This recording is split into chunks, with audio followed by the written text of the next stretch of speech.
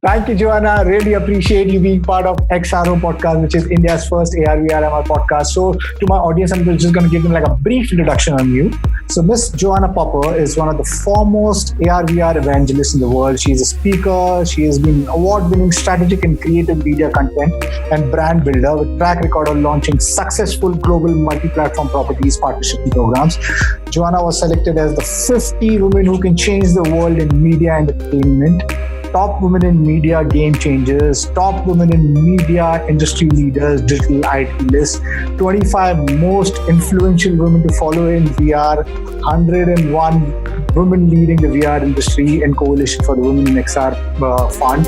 She has been part of companies such as NBCUniversal, Singularity University, McKinsey, and is currently the global head of virtual reality for location-based and tools at HP.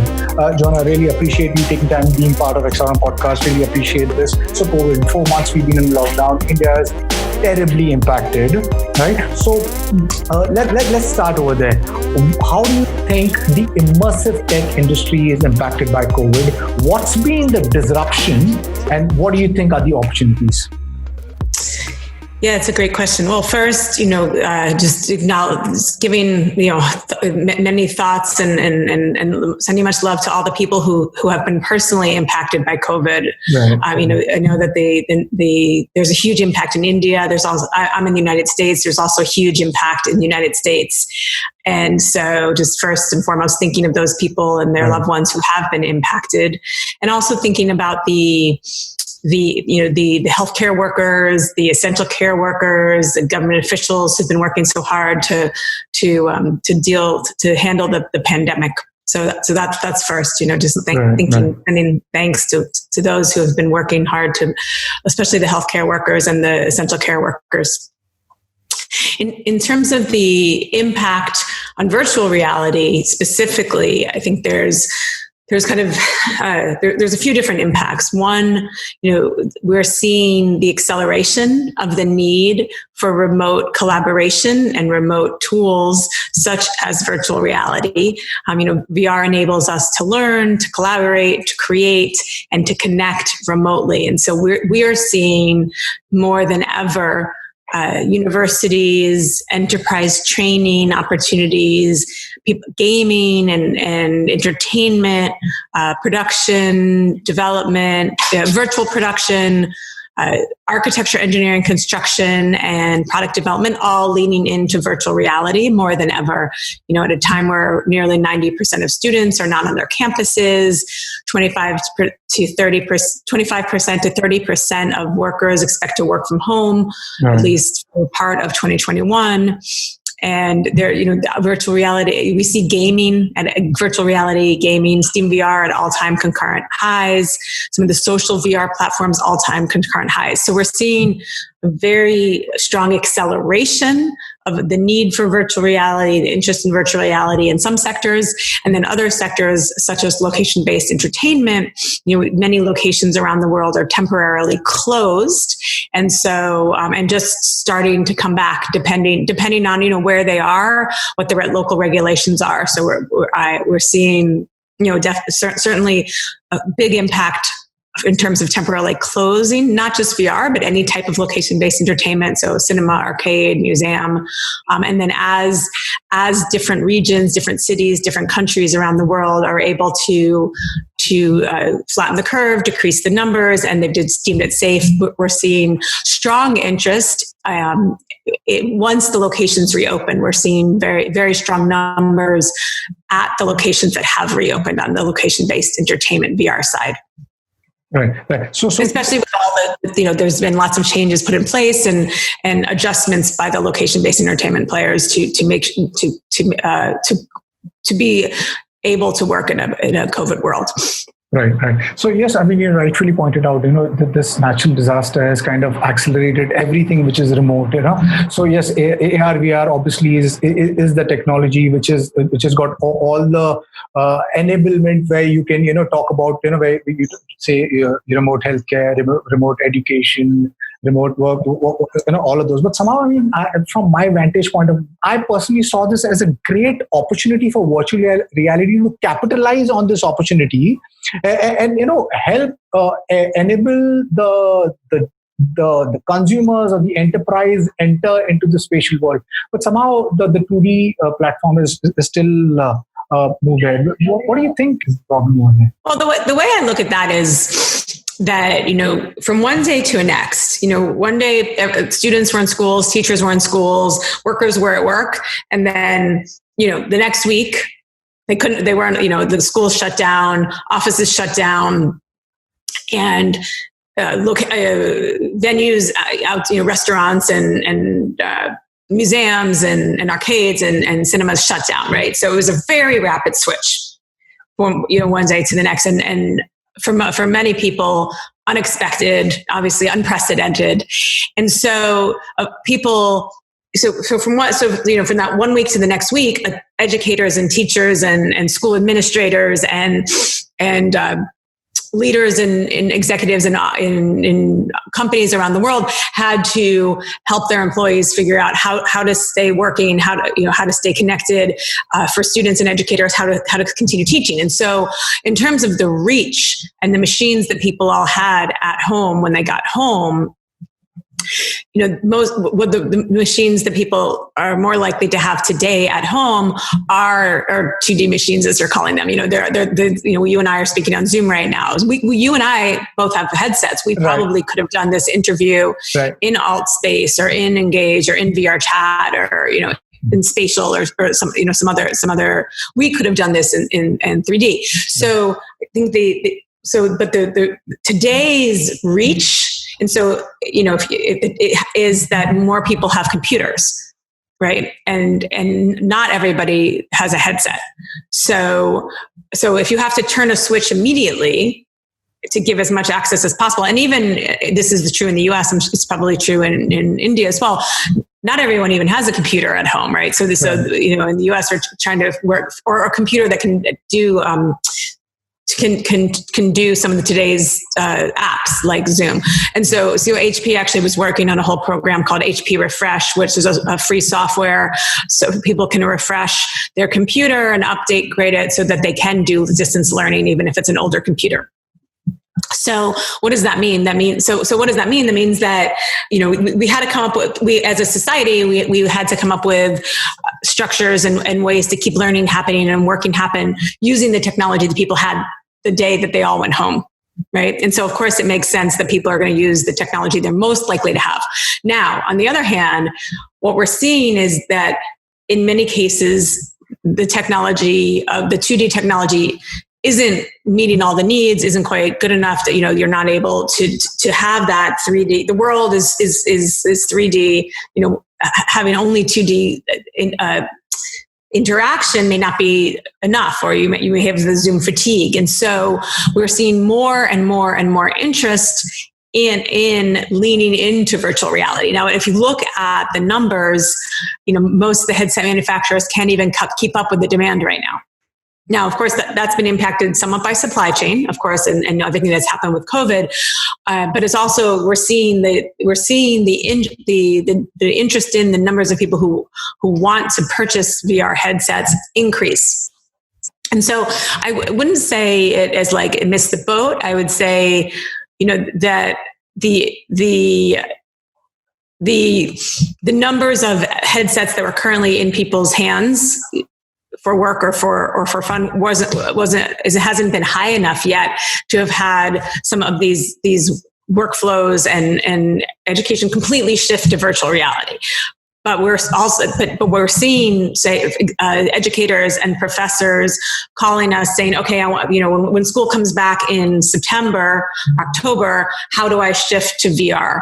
How do I, and we're seeing other schools buying VR headsets and laptops and sending them home to the students so that the students will be able to interact with them at home. We're seeing some enterprises do the same thing. And so That's the way I would look at it. It's not that like VR missed the boat. It's that, it's still the job of us in the industry to continue to grow the industry so that people do have access to the headsets and then can use them to their full potential during this pandemic. Right. So and into the future, of course. We experience a world in 3D, but with the 2D platform, we are restricted.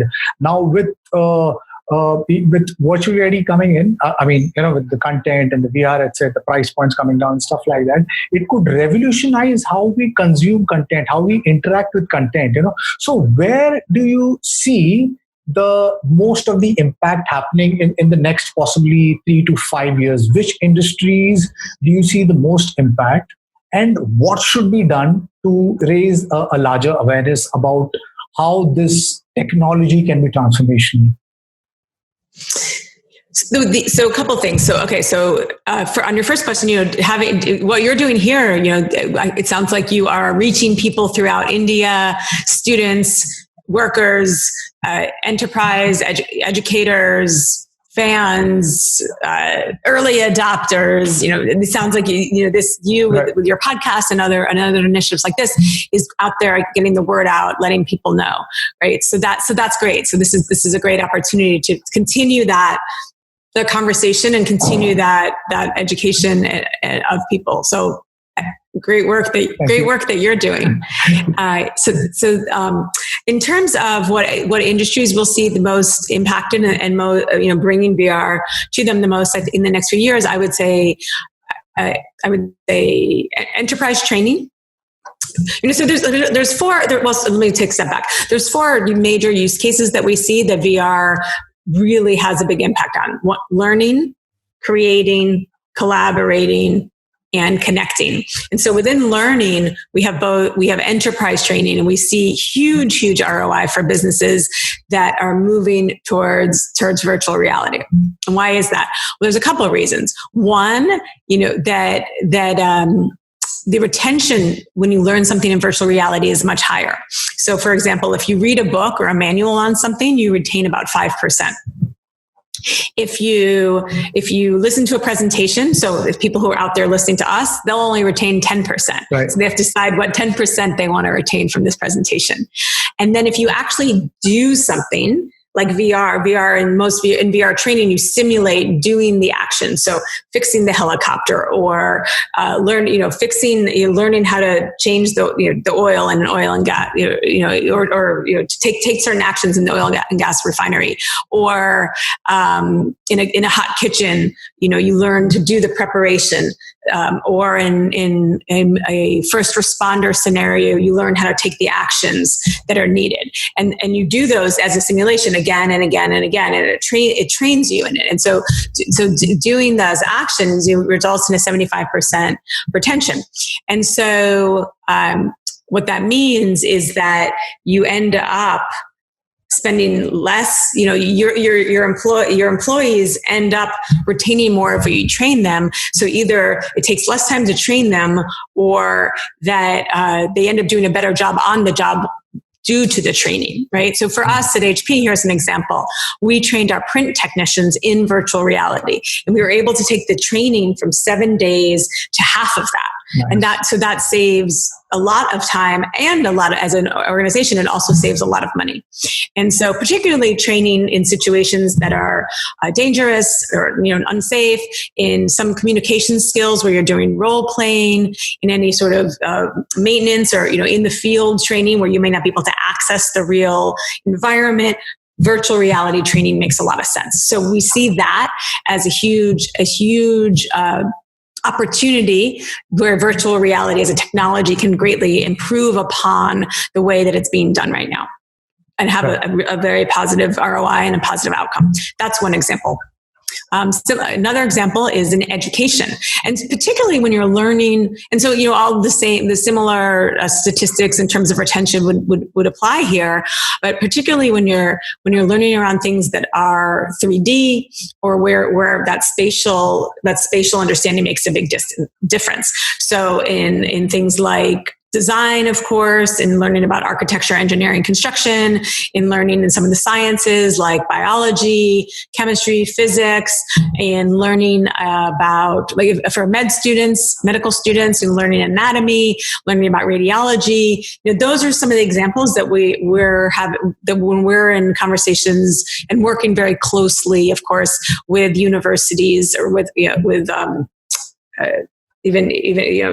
high schools, colleges around getting the best training for their students.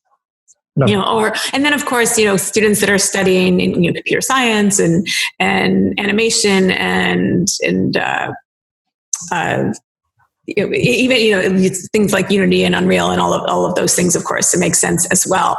So we're working with universities. In some cases, they had one university here in the United States had a lab for medical students, and they had 100 computers on the ceiling and 100 headsets coming down.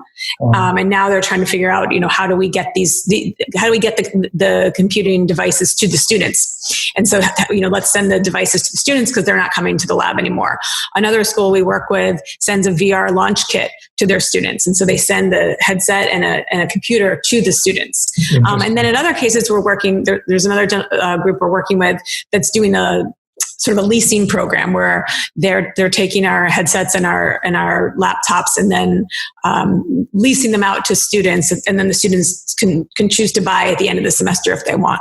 So there's lots of different ways that we're working, and all of that is sort of on the learn side, and then on the create side, of course, product development. All the big automotive companies are working in virtual reality in their product development workflow. In architecture, engineering, construction, 65% of all large architecture firms are using VR and to help win bids because it's so impactful in their workflows. So we really see, and then healthcare.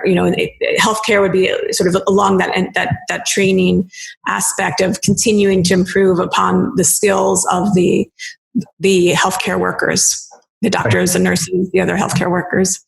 Lovely. Those are a number of examples that we've seen. And then, of course, media and entertainment, whether it be, when the LBEs are opening back up, when in virtual production, in some sort of marketing or retail as they continue to open as well. Right. So yes, I think the AR/VR is at such a nascent stage. It's just opening up, and the possibilities are it's almost endless what it can do when it completely matures. And I believe some of the biggest companies. From Facebook, Google, Microsoft, STC to HP. If you guys all come together, I think that there will be faster acceleration of this technology, rather than when people are working in silos. That's my point of view. But yes, I think AR/VR/MR can create some huge transformation, from your education to healthcare and stuff like that. So how do you view India as a market opportunity, and what is HP doing to engage enterprise, the healthcare industry or the entertainment industry here in India? Because 1.3 billion people, we are a huge country. We are a growing economy, and so what's the plan with HP? Yes, India is a very, very important market. Absolutely. So we have a team here. It's headed by Wilton Pangoria from HP India, working closely with the market. Wilton is working with a number of the content creators and independent software vendors to grow out the market together. We have a number of different partnerships. We have we're selling all of our products in India. I know not every company has the full suite of products in every single country, but of course HP sees India as a very important market, and so we are selling all of products. We have our VR backpacks that are been selling in India. We have the HP VR headset generation. We've had 2 different generations that have been selling in India for quite a while. We've just recently announced at the HP VR headset G2 that will start selling in India. It's already available for pre-order. So if anyone who's interested in upgrading to the new headset can put their pre-order in either in hp.com India or through Zest Systems. So we have through our website or through the partner. And so yeah, we see the market as very important, and we also see like everywhere around the world is still early and still nascent, and we're looking to grow together with the market and create collaboration and partnerships and customer relationships together with the market. Lovely. Yeah. So obviously I'll have all the links below you mentioned. So yes, I think we're living in an exciting time. We're entering the spatial web. So what is HP doing to leverage the Web 3.0? Well, I mean, the way that we're looking at it is, we historically have been, we've been a great technology partner, one of the leading hardware partners, hardware companies, usually number 1 for selling computers around the world or worldwide.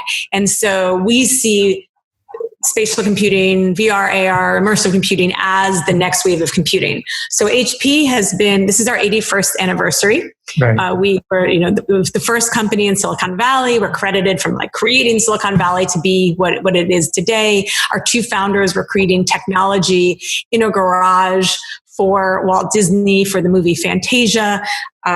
They're creating an oscillator. And so since then, through first wave of computing, second wave of computing, now we're in the third wave of computing, heading into space, immersive computing, spatial computing, as you say. It's important to us to continue to be a leader, to grow the market, to help shape and design the market. And so for us, we've been focused on providing the best technology out there so that the content creators, the creative technologists have fantastic technology to grow on, to build on, and to create their businesses on. And so that's where we see our role. So for example, our VR backpack is it has a RTX 2080 inside. It's, really made really exciting product. You can use it docked here and design and create at your desk, or you can put the harnesses on it and wear it on your back and move around. You can plug in a headset and move around freely and have that super high GPU power moving around with you. Our new HP VR headset G2 here is. It's 2160 by 2160 per eye. It's collaboration between Valve, Microsoft, and HP. So 3 great technologies companies coming together to offer the best of what they have to offer in this headset. We already have in the market, G1, which is also a great headset. If you haven't tried it, definitely recommend that. But this one's coming this fall. We have the improved lenses. They've been designed with Valve. It has manual IPD adjust. Wow. It has the audio from Valve, so the audio pretty much very similar to the Valve Index. If you like that audio, it has 4 cameras instead of just 2 cameras. So the first Arvrmr headset with 4 cameras. We have new controllers. So the overall visual immersion is improved. The 3D audio, the audio 3D here in 3D is improved. The tracking with the new 4 cameras and the controllers has been improved. The ergonomics are improved in terms of how it fits your head and how comfortable it is. Like I said, the manual IPD adjust, so that means it can be used for more people and less strain on your eye. Right. And then the cables have been improved too, making it more comfortable. And it's a 6 meter cable now. Sorry, 6 meter, not. And then what else? Oh, and the bridge between Arvrmr and Steam VR is easy to use, and so you can access all of your content across Steam VR, enterprise gaming. Any content you have on Steam VR, you can access through this headset, through the bridge with Arvrmr. So. We're out there making some of the best technology in the world for people in India and everywhere else to go out and create their fantastic content experiences. Lovely, lovely. How cool is that? So tell me, you're the location-based virtual reality content head at HP. From your vantage point, I mean, I've seen so many videos of yours where you have gone and experienced, these VR, Lbvres, and it's super cool. So could you narrate us like some of the best experiences that you that you've had with Lbvres? Wow. Well, there's so many great experiences, right? So I love, there's the experiences like, a zero latency or a dreamscape or the void, where you go to an environment, you're there with your friends and family, and you put on a headset and you get to experience playing a zombie game, or swimming with whale sharks, or flying with dragons, and all of those experiences are just so compelling. You get to have this really fun, exhilarating, embodied, interactive experience with your friends and family, where you're the main character. Different than, say, watching a movie where it's on the screen. But in VR, you're the character. You're the one saving the world. You're the one saving the day, or you're the one saving the whale shark. And so it's really, really fun. It's really interactive. A lot of them drive adrenaline. A lot of them put you into a flow state.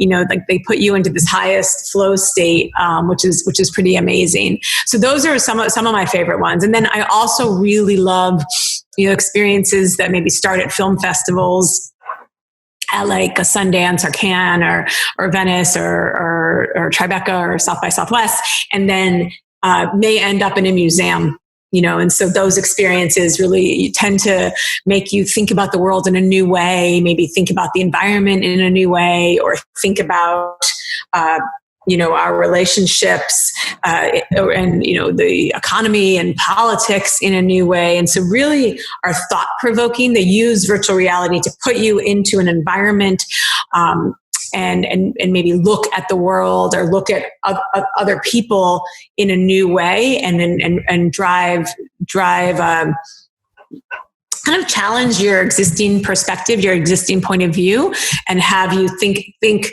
more broadly or in a more understanding way. I'm excited for full live VR, where we can actually get into those virtual worlds. But tell me, location-based virtual reality entertainment, because of COVID, it's terribly impacted.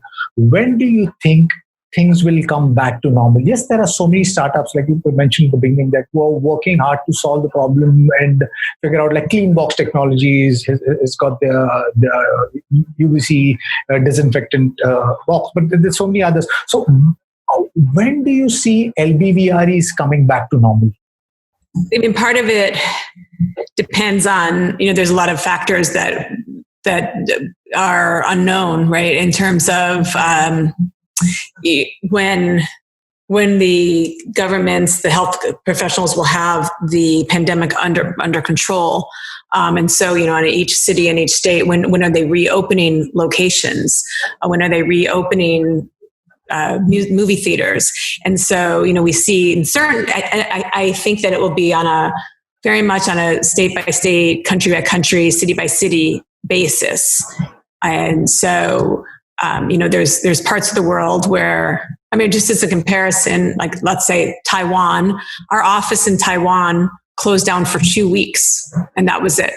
And so, there's certain places, just depending, I think it depends on how the reaction was, and how the numbers were, and how the governments and the regulators worked on how to handle the pandemic. And so I don't think I have a real answer on when will it be back to normal. I think that in some places where they already have it under the pandemic more under control, it will be they're already starting to get back to normal. Other places where they don't have the pandemic under control at all, we'll see when they're able to bring it more under control. Right. But what I would say about the industry that I guess is sort of heartening is the places that have reopened have been seeing strong numbers, and it looks like the willingness for people to go back has been quite high. And I think that's due to a few things. So one, if you think about going to a concert, going to a movie, or going to a theme park, you have hundreds or thousands of people all around each other. In most cases in virtual reality, there's only 4 to 6 to 8 people together. The numbers are much fewer. So you have almost like an automatic some level of social distancing in a VR environment because of the throughput and the way that's handled already. So, and I think that the companies have done a lot of efforts. So like, for example, one company, Dreamscape, no matter what your party size, you can only go do the experience with the people that you came with. So you're never going to be put with people that you don't know. So that means, whether your parties, they have 6 people in a pod. If you come as 2 people, you come as 4 people, you come as 6 people, those are the only people in your pod. So that is one action that's being taken. There's companies like you mentioned, Cleanbox, and there's others that the companies are working with, and they have maybe they're now putting out, say, a video explaining how all of the equipment is being cleaned. So before, maybe they would not put the cleaning up front and center. They would do it in the back and not show people how it was being done. Now they're showing people this is how we're cleaning. This is how it's being handled. And then some companies are even changing the content. So that once you go in VR, you don't have other people near you inside the content, so you don't feel like, and so you're more distant. So there's lots of different initiatives that are being taken. I think it's still really early to see how the numbers will pick up or what will happen. But the companies that I've spoken to who have reopened have been getting decent business since they reopened. Right. So where is the future of storytelling going with AR, VR, MRM? Because virtual reality is converging with artificial intelligence, haptic feedback, volumetric videos, where people are using AR, VR not just for Lbvre. There's immersive theater, and there is interactive storytelling. There is virtual reality converging with AI, where a narrative gets branched out in different ways. So where do you think the future of narrative is going? That's a great question. Well, what I would think is that you're bringing up a lot of different technologies that are that are there for the storytellers to use. So I would say that it's the future. It's really about for tech companies to be working hand in hand with the content creators and the creative technologists to build the tools that will enable them to tell their best story and tell their stories in the best way. So that's what I would say. That's the future. The future is about us all working together, offering the tools that help them tell the story, that drive the audiences, drive the emotion, bring happiness, bring sadness, bring exhilaration, that bring that shift of perspective of the world, that bring that great sense of belonging, or drive people's imaginations to see themselves that they can dream bigger, live bigger. And so that's what I think that's what the technology tools are for, is to enable stories that allow the content creators and they'll allow audiences to sort of dream bigger, see and see more, through being educated, being informed, being entertained. And so I don't say, and by having what's different here is, not necessarily the sort of why stories are told or how we as a people, started with the oral tradition, going way back. What's shifted is, in some cases, is like who you are in the story, and who your character is in the story, and then your ability to shift the story in some cases. So you drive where the story goes as that main character. You may drive that interaction. That's something that shifts. The embodiment shifts. but I think, in some cases, the outcomes of, stories to entertain, to educate, to inform, probably will remain constant.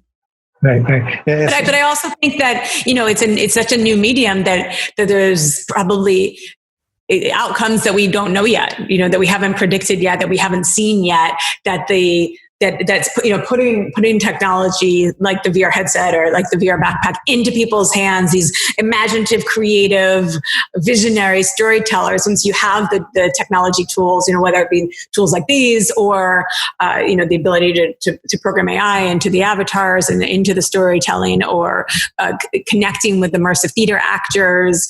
We're working on one project for the Venice Film Festival together with Kira Benzig called Finding Pandora X, that will have immersive theater actors using and virtual reality, and people will be able to come in from anywhere all over the world online and see it. And so it's amazing storytellers taking the technology, taking the tools, and then creating things that are probably bigger and better than anyone has even ever imagined before. Right. So any partnerships that you're looking at with India startups, or you said about, content creation, Bollywood is a huge industry, right? Right. So is there any opportunities that you're exploring or talking to people there in India? Yeah, well, there's a couple of partnerships that we have. I mean, one is with Trezi, who works in the architecture, engineering, construction area. But then there's lots of different companies that the team works with and content creators locally with great outcome. So, but if somebody is watching and listening and would be interested in working with HP India, please shoot us a note and let us know, and we'll make sure that you have that conversation with Wilson Pengoria. Lovely. So yeah, the last question, Joanna. So what are you most excited about AR, VR, MR, and what's your future plan? Yeah, what I'm personally most excited about is the openness and the knowing that this is the future of computing and the future of media entertainment, that it's coming at a time where the industry has become more open to people from, in different geographies, with different backgrounds, with different life experiences, and becoming more representative of our total lived experiences as a society, as a humanity. And so it's coming at a time where it's not just, a few people in a certain geography that get to create, but that people all around the world are bringing their voices and with different types of experiences. And so that gives us a better chance of creating this next wave of computing to be a wave of computing that is representative and works the best for all of us. Lovely. Thank you, Joanna. I really appreciate you giving time and being part of Arvrmr podcast. Yes, I'm super excited of all of these converging technologies, not just AR, VR, MR, AI, blockchain, IoT, and I think this COVID-19 has kind of like accelerated all of these frontier technologies. These technologies obviously can be transformational. It can change or traditional industry structures, but it can also have a very disruptive impact on it in the sense because all of these technologies, I think, are underpinned on surveillance technologies, right? I mean, spatial computing, your AR, VR, MR, with your inside-outside tracking, everybody will be able to see where you're looking at. So I am excited about it, but I'm also cautious about it. And I wish to raise a larger awareness that all of these technologies can transform mankind, but we need to hold hands and the world needs to come together. And some of the biggest companies needs to break the functioning of how they work in silos. They need to hold hands, because I think this COVID-19 has, made us all realize that we are one rather than separated. And these technologies, I think, if we build it collaboratively, we can create a better world. I mean, so the choice rests on us, the ones who are fronting these technologies and those big tech companies. And I wish and I hope that this technology, which is in such a nascent stage, plays a very positive role for the future of humankind. So thank you, Joanna. Really appreciate you being part of XRM podcast. And to my listeners, if you like what you see in here, please press the subscribe button. Until next time, see you guys. Bye-bye. Thank you, Joanna. Thank you. Thanks for having me.